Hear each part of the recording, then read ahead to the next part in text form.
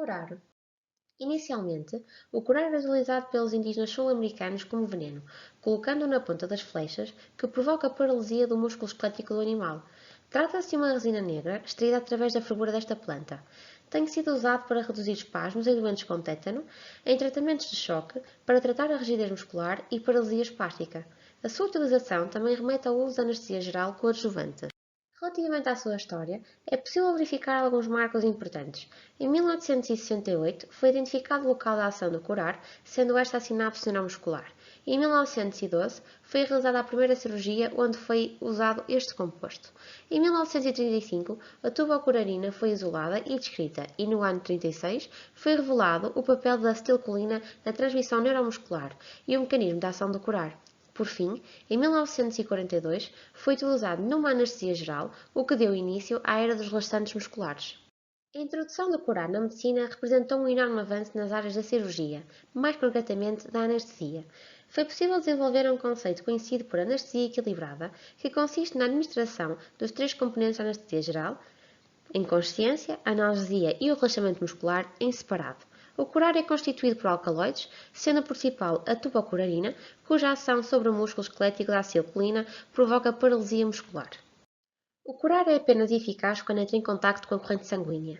É facilmente decomposto após a sua ingestão e no fígado dá-se a sua desintoxicação, sendo que a maior parte dele é excretado de forma inalterada pelo rim. O alcaloide mais tóxico do curar, a tubocurarina, é composto por um átomo de azoto quaternário, carregado positivamente, e outro protonado, quando está em contacto com o corpo, tornando-se impossível a sua absorção no trato gastrointestinal.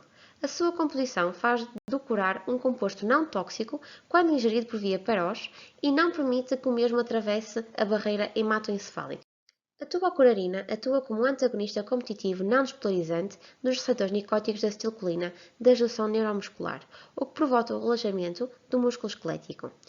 O alcaloide compete com a acetilcolina porque se liga à mesma posição dos receptores nicóticos, o que inibe os nervos de estimular as contrações musculares, podendo provocar a morte por paralisia respiratória.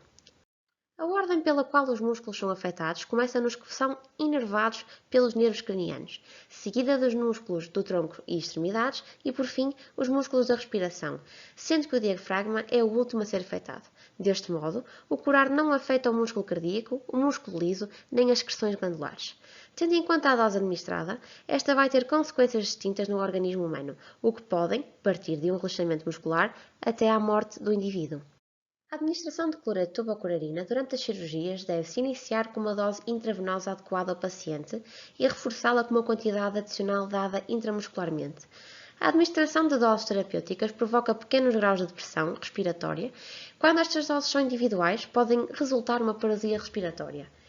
E nos casos de administração em overdose, pode haver a necessidade de recorrer à respiração artificial com oxigênio para que seja reestabelecida a função respiratória à sua normalidade. Nos finais do ano 1965 e inícios de 1966, ocorreram inúmeras mortes inesperadas e os registros do hospital em causa não puderam ser revelados. Apenas se soube que os pacientes eram todos bastante jovens e eram, na maioria, todos pacientes do mesmo médico. As autópsias realizadas foram, na maioria, inconclusivas. Uma senhora de 26 anos morreu no dia após a operação e pouco tempo antes de falecer, esta queixou-se que não conseguia engolir, sendo este um dos sintomas provocados pelo curar. Relativamente ao uso do curar em anestesias, esta escolha deve-se exclusivamente do anestesista e do cirurgião, sendo que tem de ser sempre em benefício do paciente. O conhecimento do curar engloba uma diversidade de experiências e aventuras na área da geografia, botânica, química, fisiologia e terapêutica, e pode até mesmo ser considerado um dos termos mais exigentes de todas as ciências biológicas. Ao longo dos anos, o estudo e a investigação à base do curar foi diminuindo, tendo em conta a diminuição do interesse sobre este relaxante. Muito obrigada!